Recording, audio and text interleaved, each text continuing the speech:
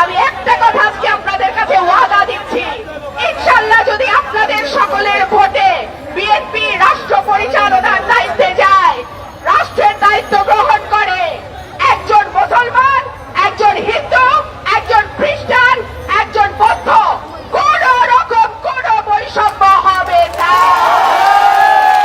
আগামীর বাংলাদেশ বিনির্মাণে আপনারা আমাদের হাতকে শক্তিশালী করবেন। আমরা এমন একটা বাংলাদেশ তৈরি করব যেই বাংলাদেশের স্বপ্ন নিয়ে 500 জনের ওপরে ছাত্র এই গত কয়েকদিনে তাদের বুকের রক্ত বিলিয়ে দিয়েছে। ইনশাআল্লাহ আমার যতটুকু অধিকার, আমার বোন নিপুণের যতটুকু অধিকার, আমার দাদা জয়ন্তের যতটুকু অধিকার, আমার দিদি অপর্ণার যে অধিকার, সেই একই অধিকার বাংলাদেশের 17 কোটি মানুষ ভোগ করবে। বিএনপি যখন ক্ষমতায় ছিল তখন তো এইরকম হয় নাই, যেটা আমরা নাসিরনগরে দেখেছি, রামুতে দেখেছি, যশোরে দেখেছি, অভয়নগরে দেখেছি, কুমিল্লাতে দেখেছি। পূজা আসলেই একটা আতঙ্ক, কি জানি কি হয়, কি জানি কি হয়। আমাদের সময় তো এরকম হয় নাই। অবৈধ ক্ষমতায় আসীন স্বৈরাচার শেখ হাসিনা বলে মুক্তিযুদ্ধের সন্তানেরা চাকরি পাবে না, তাহলে কি রাজাকারের বাচ্চারা চাকরি পাবে, নাতিপুতিরা চাকরি পাবে? আরে যাদেরকে রাজাকার বলে দিল শেখ হাসিনা, সেই বাংলাদেশের সূর্য সন্তানেরা গণ অভ্যর্থনার মাধ্যমে বাংলাদেশকে স্বৈরাচার মুক্ত করেছে, রাজাকার মুক্ত করেছে।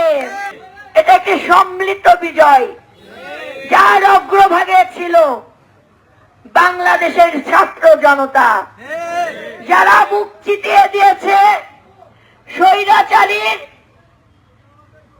ক্যাডার বাহিনীর সামনে, যারা শপথ নিয়েছে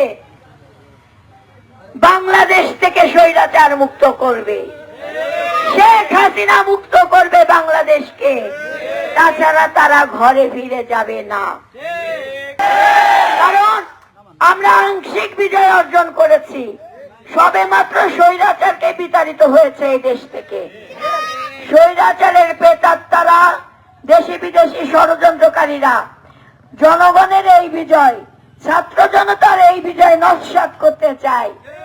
সকল গণতান্ত্রিক আমি রাজনৈতিক দলের এই বিজয়কে নস্যাৎ করতে চায়। আওয়ামী লীগ নামক দলটিকে বাংলাদেশের রাজনীতিতে নিষিদ্ধ করা উচিত কি উচিত না, এই বিষয়ে বিতর্ক চলছে।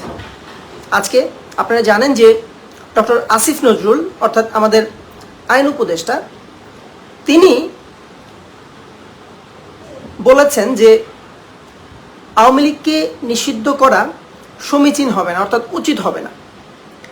অর্থাৎ তিনি ব্যক্তিগত জায়গা থেকে মনে করেন যে আওয়ামী লীগকে নিষিদ্ধ করা উচিত হবে না। তিনি ব্যাখ্যা তার মতো করে হয়তো দিয়েছেন, এটা অনেকের মনোপুত হবে বা অনেকের মনোপুত হবে না। এবং যখনই শেখ মুজিবুর রহমান আওয়ামী লীগের সাধারণ সম্পাদক হন, আওয়ামী লীগের সাধারণ সম্পাদক নির্বাচিত হওয়ার পর থেকেই কিন্তু শেখ মুজিবুর রহমান আওয়ামী লীগের পররাষ্ট্র নীতিটাকে অনেকটাই প্রো ইন্ডিয়ান করে ফেলেন। অর্থাৎ ইন্ডিয়ার সাথে শেখ মুজিবুর রহমানের কিন্তু একটা সখ্যতা তৈরি হয় শেখ মুজিবুর রহমান সাধারণ সম্পাদক নির্বাচিত হয়ে যাওয়ার পর থেকেই।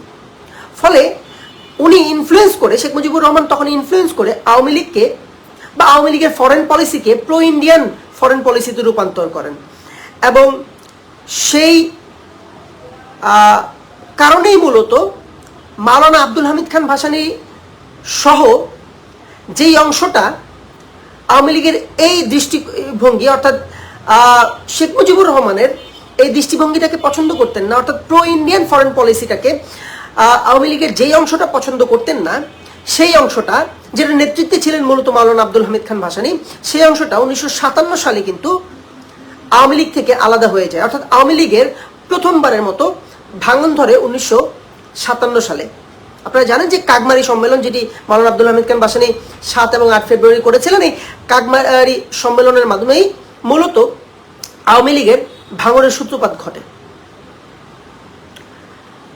অর্থাৎ আমি যদি 1957 সালের আগের আওয়ামী লীগ, অর্থাৎ পিওর আওয়ামী লীগকে ধরি বা আজকের আওয়ামী লীগের সেই পিওর ভার্সনটাকে ধরি, তখনকার আওয়ামী লীগ কিন্তু আজকে আমাদের আওয়ামী লীগ নিয়ে যে আপত্তি, তারা ইন্ডিয়ার কাছে বাংলাদেশকে ইজারা দিয়ে দেয়, তাদের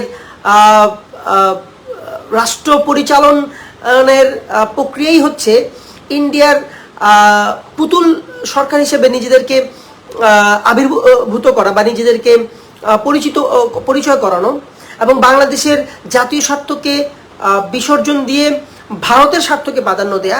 আজকের আওয়ামী লীগের বা গত 15-16 বছরের আওয়ামী লীগের শাসনামলে আমরা যে চিত্রটা খুব সুস্পষ্টভাবে দেখেছি, সেই চিত্রটা কিন্তু 1949 থেকে 1957 সালের চিত্র থেকে টোটালি 180 ডিগ্রি ডিফারেন্ট, অর্থাৎ একেবারে ডিফারেন্ট। 3 কোটি মানুষ কি রাতারাতি অরাজনৈতিক মনোভাবাপন্ন হয়ে যাবে, নাকি এই 3 কোটি মানুষ বাংলাদেশ থেকে চলে যাবে? এটা তো পসিবল না। বাংলাদেশ থেকে এই 3 কোটি মানুষকে বিতাড়িত করে দেওয়া সম্ভব না। এই 3 কোটি মানুষ রাতারাতি অরাজনৈতিক মনোভাবাপন্ন হয়ে যাওয়াও সম্ভব না। এই 3 কোটি মানুষকে বা এই 3 কোটি মানুষের মানসিকতা পাল্টে এনটি আওয়ামী লীগ বা আওয়ামী লীগের যে আদর্শ, সেই আদর্শের বাইরে নিয়ে আসাও সম্ভব না। তাহলে এখন যদি আপনি আওয়ামী লীগকে নিষিদ্ধ করে দেন, তাহলে এই 3 কোটি মানুষ কি করবে? এই 3 কোটি মানুষের একটা বিশাল অংশ হয়তো আত্মগোপনে চলে যাবে এবং তারা চরম পন্থা অবলম্বন করবে। বাংলাদেশ এমনি নানা সমস্যায় জর্জরিত, নানা ষড়যন্ত্র, দেশি বিদেশি নানা ষড়যন্ত্রে এমনি জর্জরিত।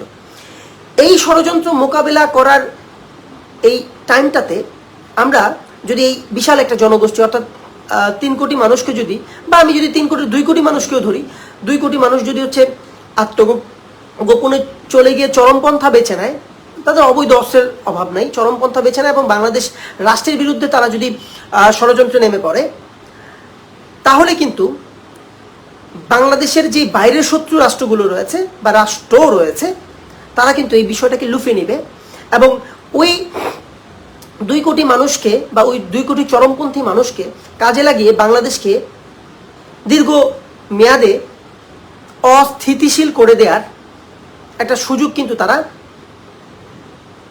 পেয়ে যাবে।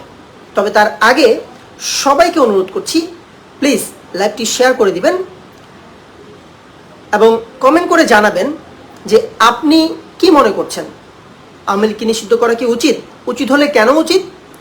যদি নিষিদ্ধ করা উচিত না হয়, তাহলে কেন উচিত নয়? আমার যুক্তির সাথে আপনার যুক্তির সঙ্গতি কিংবা অসঙ্গতি দুটোই কিন্তু আপনি কমেন্টের মাধ্যমে জানাতে পারেন। আওয়ামী লীগকে আমার মতে মূলত 3টি কারণে নিষিদ্ধ করা উচিত হবে না। আবার বলছি, আমি মনে করি মূলত 3টি কারণে আওয়ামী লীগকে নিষিদ্ধ করা উচিত হবে।